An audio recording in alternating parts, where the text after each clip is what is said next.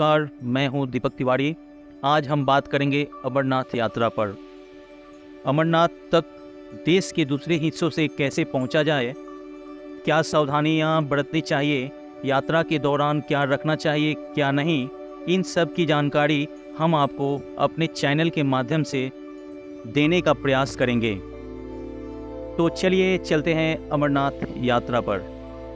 अमरनाथ यात्रा अनंतनाग जिले से तकरीबन 36 किलोमीटर लंबे पहलगाम के रास्ते होते हुए गंदरबल से 14 किलोमीटर लंबे रास्ते होते हुए श्रीनगर पहुंचती है। अब बात करते हैं कैसे पहुंचे पहलगाम।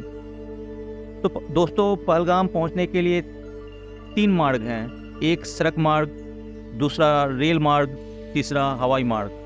तो पहले हम बात करेंगे सड़क मार्ग की। तो हम सभी जानते हैं कि अमरनाथ गुफा जो है वो पहाड़ पर स्थित है, जो बहुत ही दुर्गम है। इसलिए सीधे सड़क की सुविधा यहाँ उपलब्ध नहीं है। मतलब नहीं का मतलब ना के बराबर है।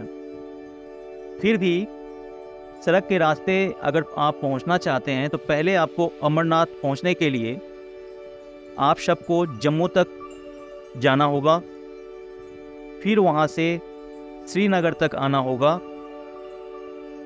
उसके बाद आपको टैक्सी या बस से पहलगाम या बालटाल आप आ सकते हैं। इन 2 स्थानों से ही यात्रा की शुरुआत होती है।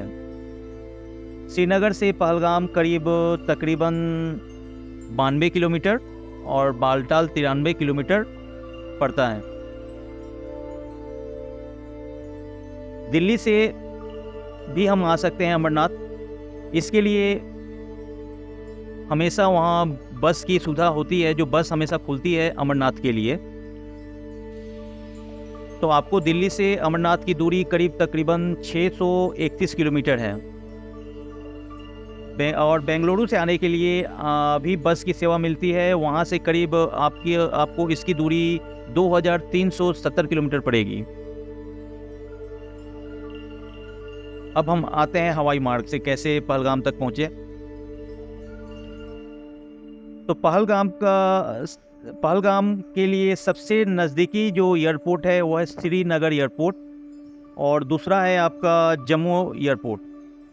तो श्रीनगर एयरपोर्ट जो है वो पहलगाम से करीब 90 किलोमीटर की दूरी पर है, और दूसरा जो एयरपोर्ट है जम्मू, जो करीब 263 किलोमीटर की दूरी पर है। तो दिल्ली एयरपोर्ट से अगर हम फ़्लाइट लेते हैं तो तकरीबन 1 घंटा 35 मिनट का समय लगता है, और श्रीनगर एयरपोर्ट से बस से पहलगाम आ सकते हैं।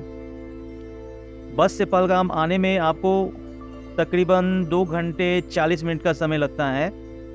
और या वहाँ से अगर बस आपको सुविधाजनक नहीं लगती हो तो टैक्सी भी आप ले सकते हैं। तो टैक्सी से करीब 2 घंटा का समय लगता है। आपको आधे घंटे की समय की बचत होती है। अब बात कर रहे हैं रेल मार्ग की। तो पहलगाम से सबसे नज़दीकी रेलवे स्टेशन जो है वह है उधमपुर, जो आपको तकरीबन 217 किलोमीटर दूरी पे स्थित है। और दूसरा है आपका जम्मू रेलवे स्टेशन। लेकिन उधमपुर की तुलना में जो है मेरे हिसाब से जम्मू रेलवे स्टेशन बहुत ही अच्छा है और सुविधाजनक रहता है यात्रियों के लिए। यहाँ से देश के करीब सभी बड़े शहरों के लिए ट्रेनें चलती हैं। अब बात करते हैं कि अमरनाथ गुफा तक कैसे पहुँचा जाए। तो पहलगाम या बालटाल तक आप किसी भी वाहन से पहुँच सकते हैं, लेकिन इसके बाद आपको कोई गाड़ी नहीं मिलेगी। यानी आपको यात्रा जो है वो पैदल ही तय करना है। जी हाँ, आपने सही सुना। आपको अपनी यात्रा पहलगाम और बालटाल के बाद आपको पैदल ही तय करना होगा। पहलगाम और बालटाल से ही अमरनाथ की पवित्र गुफा तक पहुंचने के 2 रास्ते निकलते हैं। ये दोनों ही स्थान श्रीनगर से अच्छी तरह से जुड़े हैं। इसलिए अधिकतर श्रद्धालु जो हैं वो श्रीनगर से ही अपनी यात्रा की शुरुआत करते हैं। तो पहलगाम से अमरनाथ की पवित्र गुफा की जो दूरी करीब 48 किलोमीटर और बालटाल से 14 किलोमीटर है। और इस बार यानी 2023 में तकरीबन 3 लाख से ज़्यादा लोग अमरनाथ के लिए रजिस्ट्रेशन करा चुके हैं। आइए अब जानते हैं कि हमको यात्रा के दौरान किन किन बातों का ध्यान रखना चाहिए। तो क्या करना चाहिए हमें यात्रा के दौरान?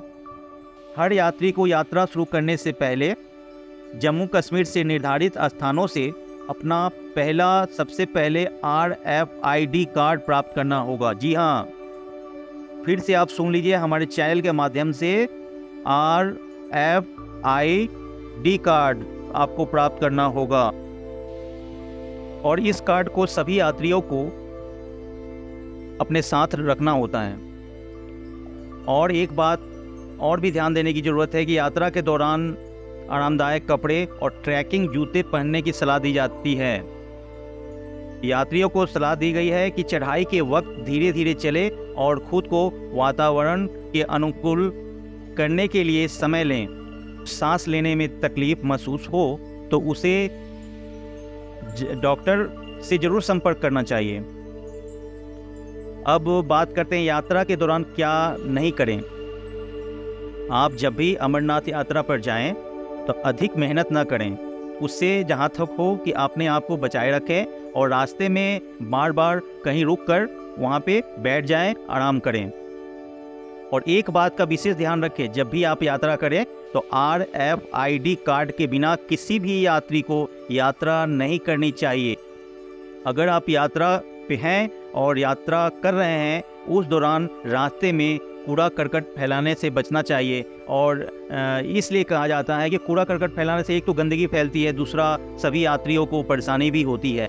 और कभी भी खाली पेट यात्रा की शुरुआत नहीं करें, क्योंकि खाली पेट अगर भूखे पेट अगर यात्रा की शुरुआत करते हैं तो बहुत सारी प्रॉब्लम क्रिएट हो सकती हैं। तो इस बातों का ध्यान रखें। यात्रा के दौरान आप जब भी यात्रा कर रहे हों तो आप शराब, धूम्रपान से भी बचें। यात्रियों को ट्रैकिंग के दौरान कोई छोटा रास्ता अपनाने का प्रयास नहीं करना चाहिए। जी हाँ, आपने सही सुना। आप विशेष रूप से इस चीज़ों का ध्यान देंगे। यात्रियों को ट्रैकिंग के दौरान कोई छोटा रास्ता अपनाने का प्रयास नहीं करना चाहिए। ये आपके लिए बहुत ही खतरनाक साबित हो सकता है। और हाँ, सुरक्षा की दृष्टि से आपको बिल्कुल फिक्र करने की कोई ज़रूरत नहीं है, क्योंकि सुरक्षा का इंतज़ाम जो है सरकार के द्वारा बहुत ही बेहतरीन तरीके से किया जाता है।